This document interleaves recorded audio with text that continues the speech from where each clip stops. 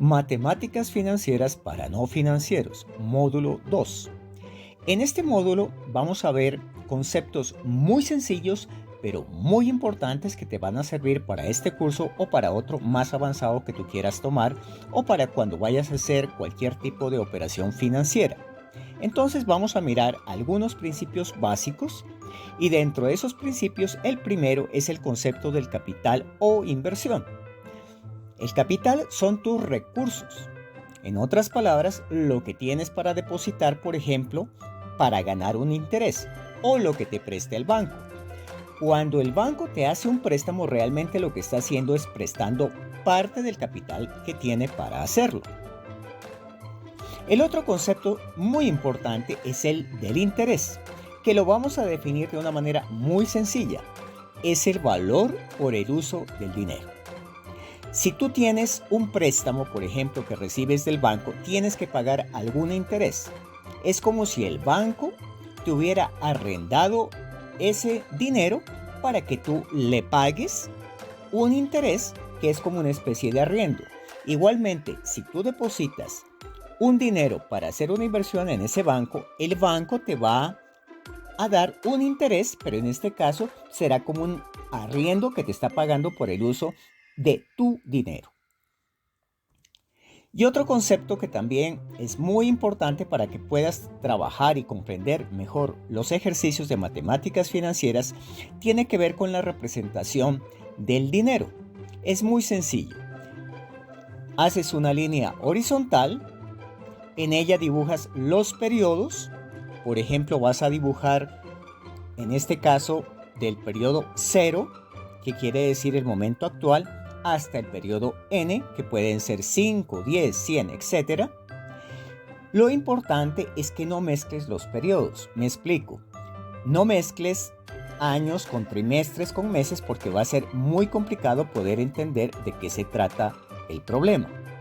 Al principio, lo más usual es que vas a tener una inversión y al final vas a obtener el valor acumulado de esa inversión más seguramente unos intereses que te van a pagar. Una manera de verlo sería como lo estás observando en esta gráfica, en donde al principio hay un capital o una inversión y al final vas a tener un valor acumulado. Veámoslo de otra manera. Al principio, por ejemplo, en este caso, tienes una inversión que estás haciendo y en cada uno de esos periodos, que pueden ser años o meses, estás recibiendo un interés. Al final, para este ejemplo, en el periodo 5 vas a recibir no solamente tu inversión, sino también los intereses del periodo 5. Y esta es otra manera de representarlo. Y hecho esto, entonces, podemos deducir algo que es muy importante, que lo vamos a trabajar mucho y es muy sencillo, y es ¿a qué es igual la ganancia? En este caso es igual al valor acumulado, o sea, todo el capital que tú invertiste más todos los intereses que ganaste, ese es tu valor acumulado, menos la inversión y te va a dar como resultado la ganancia. En un ejercicio muy sencillo, suponemos que el capital o inversión es igual a 100. Entonces, si el valor acumulado es igual a 110, podemos calcular la ganancia de una manera muy sencilla. El valor acumulado, en este caso 110, menos la inversión o capital, te da la ganancia. En este caso la inversión es 100 y efectivamente ves que la ganancia son 10. ¿Para qué nos sirve esto? Nos sirve para calcular la rentabilidad, que es básicamente lo que tú ganaste sobre la inversión y lo vas a expresar en términos porcentuales.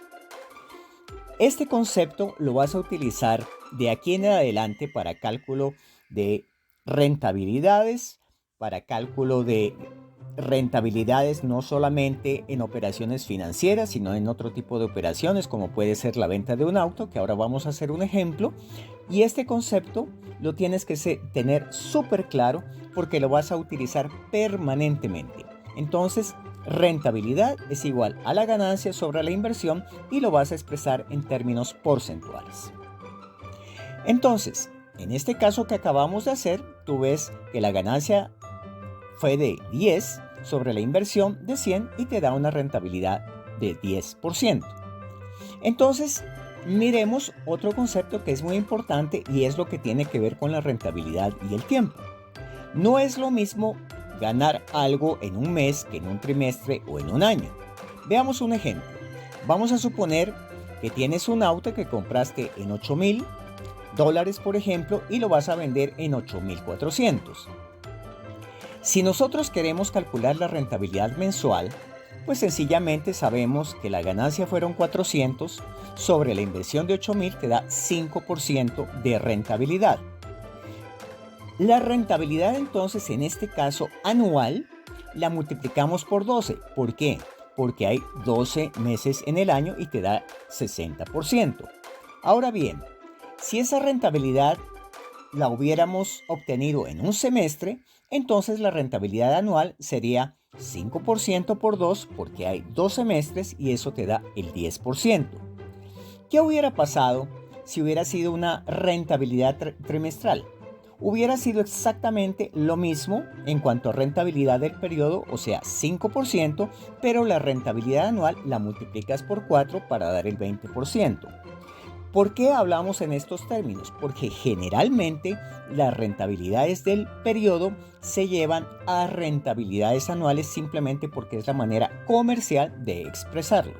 Entonces, fíjate que estos son conceptos muy sencillos, pero básicos para que puedas entender de qué se trata todo lo que tiene que ver con las matemáticas financieras. Entonces, acuérdate de este primer concepto y la rentabilidad anual, que es sencillamente la rentabilidad del periodo por el número de periodos.